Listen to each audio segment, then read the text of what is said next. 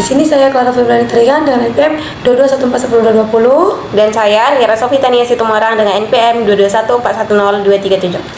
Baiklah, di sini kami akan melakukan podcast, yang mana podcast kami ini bertemakan repatriasi, di mana di sini Saudara Lira akan menjadi narasumber saya. Oke. Baiklah, di sini saya akan memberi beberapa pertanyaan untuk Saudara Lira mengenai tentang repatriasi. Baik, kita akan masuk ke pertanyaan pertama. Menurut Anda, apa yang dimaksud dengan repatriasi dalam konteks MSDM global? Baik, terima kasih. Jadi, jika kita ketahui ada istilah ekspatriat di MSDM global, yaitu mereka yang dipekerjakan ke luar negeri. Nah, ada kalanya mereka yang telah bekerja di luar negeri itu dipulangkan kembali ke tempat asal mereka atau ke perusahaan asal mereka. Jadi, pemulangan inilah yang dinamakan dengan repatriasi. Terima kasih. Selanjutnya kita akan masuk ke pertanyaan kedua. Menurut Anda, mengapa repatriasi menjadi isu penting dalam manajemen sumber daya manusia global? Baik, jadi repatriasi ini dapat menjadi isu yang penting karena ketika karyawan repatriasi tidak dapat dikelola dengan baik oleh perusahaan asalnya, dapat mengakibatkan karyawan tersebut mengalami yang namanya culture shock. Artinya mereka terkejut akan kebiasaan yang telah lama mereka tinggalkan. Jadi di saat mereka baru datang tanpa adanya pengenalan ataupun orientasi kembali, mereka akan mengalami sedikit tekanan yang menyebabkan mereka kehilangan motivasi untuk bekerja, dan bahkan untuk akibat paling fatalnya mereka bisa mengundurkan diri. Maka isu ini menjadi penting untuk dikelola agar bagaimana repatriasi dikelola dan memberikan manfaat yang baik terhadap produktivitas karyawan. Baik, terima kasih. Baiklah, kita masuk ke tantangan. Pertanyaannya, apa saja sih tantangan yang utama yang dihadapi oleh karyawan yang kembali dari tugas internasional? Baik, jadi ada beberapa tantangan yang mungkin dihadapi oleh karyawan repatriasi ini. Yang pertama adalah kesulitan dalam beradaptasi dengan rekan-rekan kerja yang ada di perusahaan asalnya, beradaptasi dengan lingkungan dan budaya kerja yang ada di perusahaan itu, dan beradaptasi dengan peraturan ataupun kebijakan dari para pimpinan yang mungkin sudah berganti. Selanjutnya ada juga tantangan seperti mereka akan merasa kehilangan atau turun harga diri karena tidak semua karyawan repatriasi mendapatkan posisi yang sama di perusahaan asal dengan posisi mereka di saat mereka bekerja di luar negeri. Mungkin ada yang mengalami penurunan jabatan sehingga mereka akan merasa bahwa itu akan menurunkan harga diri mereka dan berpengaruh terhadap penurunan motivasi mereka juga dalam bekerja. Terima kasih. Untuk pertanyaan selanjutnya, menurut Anda bagaimana dampak repatriasi terhadap kinerja dan motivasi karyawan? Baik, jadi repatriasi ini sendiri jika tidak ditangani dengan efektif dan efisien, maka dapat berdampak buruk terhadap penurunan motivasi karyawan karena mereka akan merasa pengalaman mereka tidak dihargai dengan adanya pemulangan tersebut. Artinya ada stigma negatif di pemikiran mereka. Namun sebaliknya, jika repatriasi ini dapat dikelola dengan baik dan tepat, maka mereka bisa membawa wawasan baru dan pengalaman baru yang mereka miliki dari luar negeri untuk perusahaan asal mereka, sehingga perusahaan asal itu dapat lebih produktif dalam beroperasi. Baik, terima kasih. Selanjutnya kita akan masuk ke strategi.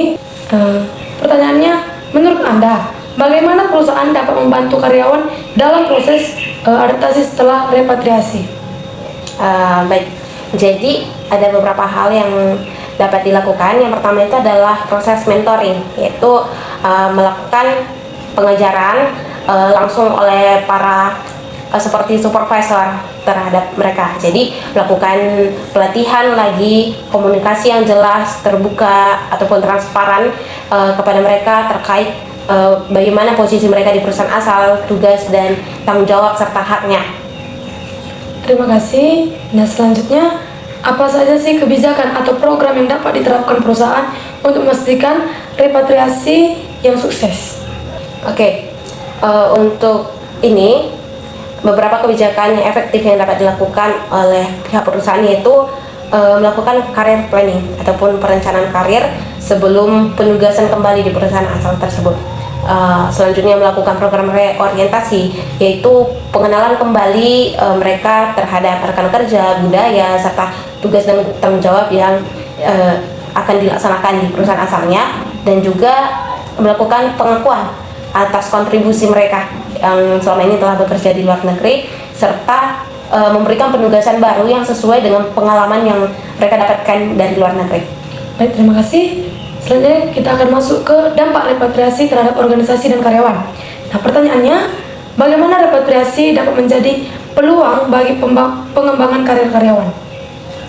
Ya, jadi repatriasi ini sendiri jika dikelola dengan tepat, dengan strategi yang sesuai, maka repatriasi dapat menjadi peluang bagi karyawan untuk mendapatkan posisi yang lebih tinggi.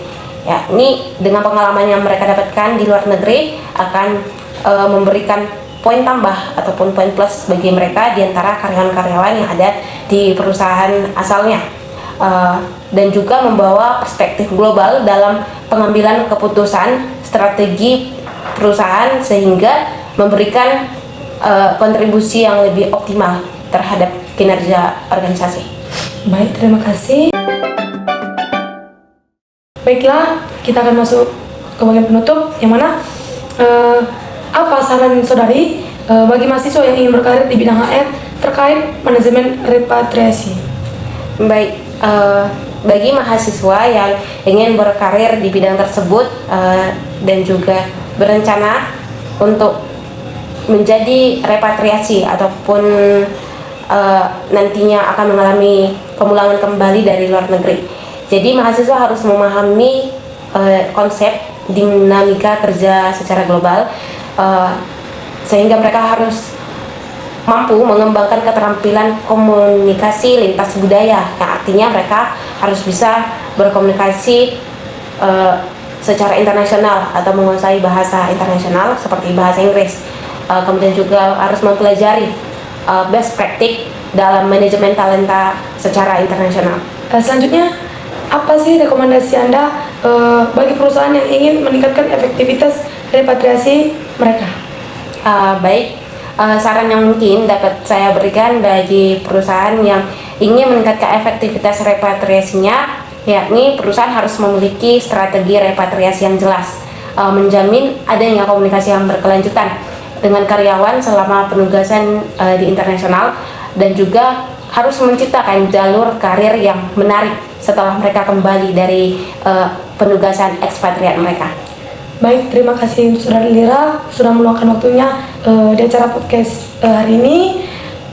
Jika ada pesan-pesan yang ingin Anda sampaikan untuk penonton kita, saya persilahkan. Baik, terima kasih untuk para penonton yang sudah mendengar podcast ini.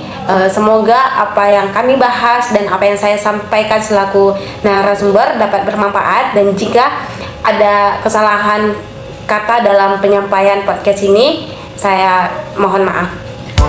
Baik, terima kasih. Saya Clara Febrian Kerigan izin undur diri, dan Lira Sofitamia juga izin undur diri.